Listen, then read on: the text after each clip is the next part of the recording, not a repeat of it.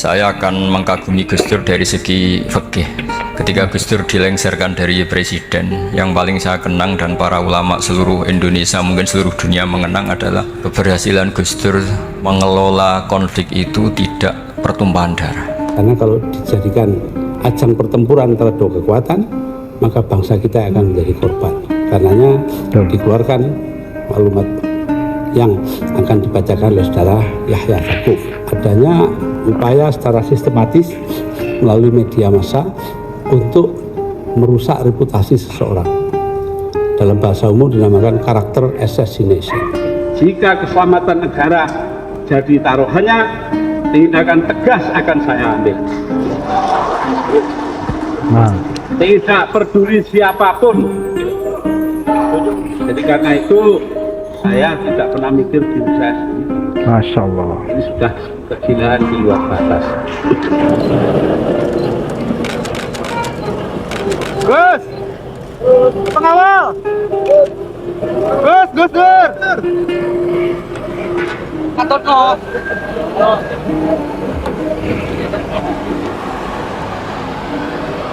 Satu prestasi yang insya Allah jadi amal beliau, semoga mendapat ridhonya Allah Subhanahu wa Ta'ala.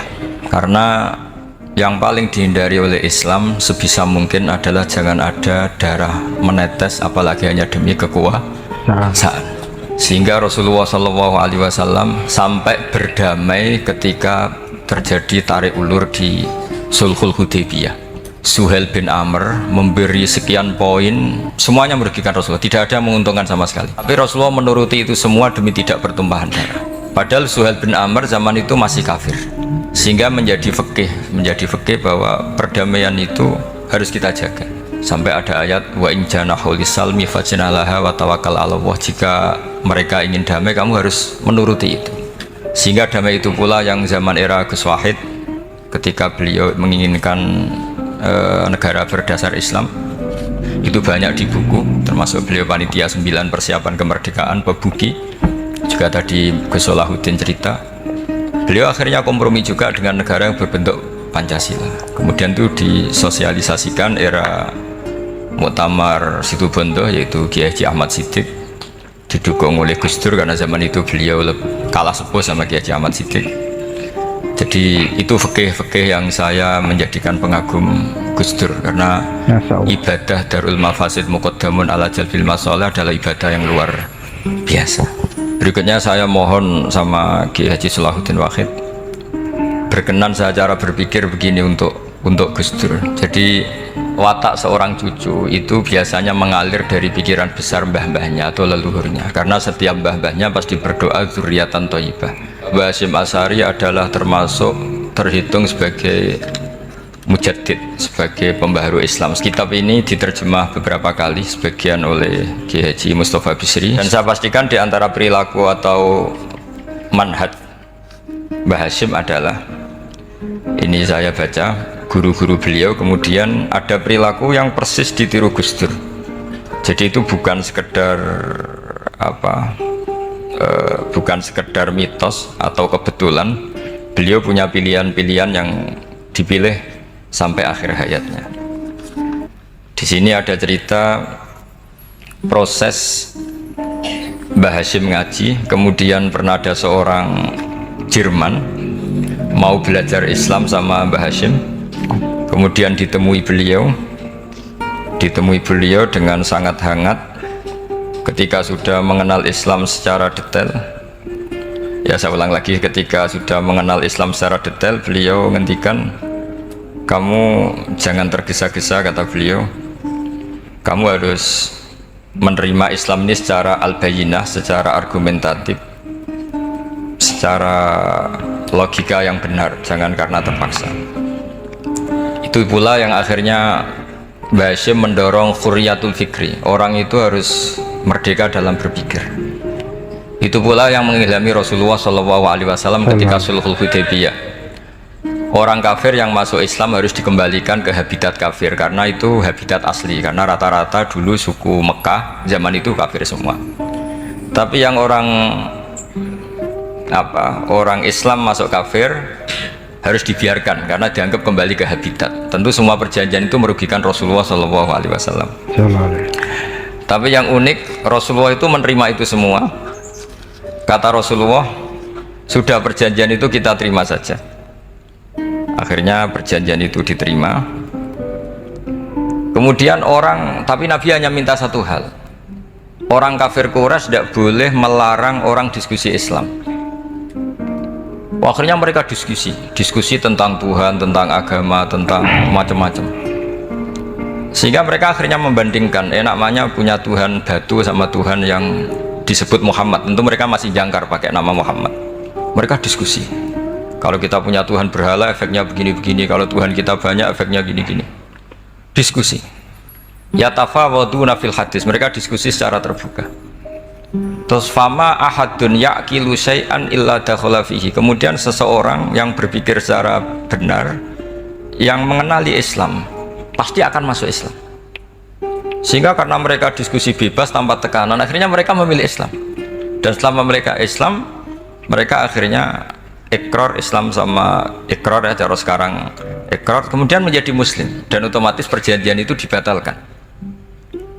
Makanya kata Imam Zuhri, guru Imam Malik, maka nafathun a'zuma fil Islam min sulhul Hudaybiyah. Nggak ada kemenangan Islam sehebat kemenangan dalam Hudaybiyah, yaitu orang berbebas berpikir. Kemudian kebebasan berpikir ini pasti mengarah ke mengaku yang benar, menanggalkan yang salah. Tentu orang dulu mendewa-dewakan Lata Uzza, pokoknya menuhankan makhluk, menjadi sadar bahwa itu aneh. Kenapa kita harus sembah batu yang dipahat? Kenapa kita harus menyembah makhluk dan sebagainya, dan akhirnya mereka Islam. Tapi dulu kalau suasana perang itu keinginan orang hanya ingin menang kalah. Jadi yang kafir itu hanya ingin menang, pokoknya jangan sampai kalah, nggak pernah berpikir Islam itu apa. Di mana-mana perang itu ya pikirannya menang kalah. Tapi setelah nggak ada perang, meskipun segala perjanjiannya merugikan Islam, orang akan berpikir secara objektif. Makanya fama ahadun yaqilu syai'an illa dakhala fihi. Tidak ada seseorang yang berpikir tentang Islam kecuali akhirnya masuk Islam. Sehingga itu disebut maka nafathun a'zuma fil Islam min sulhul Hudaybiyah. Nggak ada futuhat yang sebesar sulhul Hudaybiyah. Ini saya baca, tapi ini demi Gus Dur, artinya bahwa pilihan-pilihan itu mulai ada zaman Mbah Hasyim Asy'ari. Saya baca satu-satu ya, mulai kredibilitas ilmu beliau, karena dalam Islam itu harus ada sanad.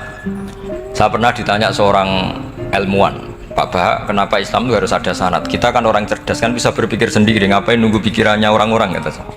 Terus saya bilang, agama itu agamanya Allah dan Rasul. Kalau pikiran kamu namanya agama kamu, bukan pikiran agama, kata saya. Kalau kamu punya pikiran, yang namanya pikiran kamu, tidak agama. Kalau agama itu harus bersanad. Jadi pikirannya Mbah Hasyim sama dengan pikirannya Mbah Mahfud pikirannya sama dengan Said Abi Bakar Sato sama dengan Sayyid Zaini Dahlan, dan seterusnya sampai logika itu sampai Rasulullah Shallallahu Alaihi Wasallam. Saya beri sekian contoh. Pikiran yang kita ciptakan bisa salah, misalnya begini. Dulu misalnya Nabi pernah bersabda, al-qatil wal maqtul finnar, pembunuh yang dibunuh sama-sama neraka. Jadi idal taqal muslimani bisayfihima fal qatil wal maqtul finnar. Jika dua orang muslim bertemu sama-sama bawa pedang, maka yang bunuh maupun yang dibunuh itu sama-sama masuk neraka. Makanya kita harus syukur sekali Indonesia itu paling menghindari membunuh, karena kalau sesama muslim membunuh itu ancamannya berat, sama-sama masuk neraka. Bukan sekedar diboyong dari pondok Tebu Ireng, itu neraka. Kalau dibayang pondok gampang, nanti mondok lain gampang. Terus logika sahabat begini, hadza al-qatil fama balu maqtul. Oke ya Rasulullah, kalau al-qatil masuk neraka namanya pembunuh, oke kita terima. Tapi fama balul maqtul, lalu dosanya yang terbunuh itu apa? Wong dia korban kok dia dibunuh. Apa jawabannya Rasulullah SAW? Jawabannya innahu kana harison ala qatli sahibi. Sebetulnya dia juga mentalnya pembunuh, cuma nasibnya terbunuh. Jadi seperti misalnya sampean hasut saya, itu nggak perlu disakeni. Sebenarnya sampean yang inginnya ya menggusur saya, cuma nasibnya tergusur gitu. Makanya kalau ada orang rebutan pacar kok kalah, itu udah usah disakeni. Sebenarnya mentalnya dia perebut gitu. Cuma nasibnya kalah gitu loh. Jadi Jadi apa ya? Ya tadi. Ya ini penting ya, penting sekali itu. Jadi sebetulnya ketika duel tuh semuanya kan mentalnya Pembunuh. pembunuh. Maka dia nasib saja sebagai maktul, tapi mentalnya Pembunuh. pembunuh. Karena dia mentalnya, niatnya, komitmennya pembunuh, maka dia sama-sama di neraka. Maktul itu fakta, faktanya terbunuh, tapi mentalnya pembunuh, sehingga hukumannya sebagai pembunuh. Masya Allah, alhamdulillahirrahmanirrahim. Barusan ngaji dengan Gus Baha membahas tentang sanadnya Gus Dur dan juga pengorbanan Gus Dur ketika dilengsarkan dari jabatannya presiden, yaitu karena Gus Dur tidak mau ada pertumpahan darah di negeri ini, apalagi sesama muslim. Bahwasannya Gus Dur lebih baik mengundurkan diri daripada ada pertumpahan darah sesama umat Islam dan juga sesama negara Indonesia. Semoga almarhum Gus Dur diberikan tempat yang paling indah oleh Allah SWT, karena beliau seorang alim, ulama yang baik dan juga panutan para umat Islam yang ada di Indonesia. Alhamdulillahirrahmanirrahim. Kalau begitu saya pamit undur diri. Mohon maaf bila ada kata yang salah dari saya. Wabillahi taufiq wal hidayah. Assalamualaikum warahmatullahi wabarakatuh.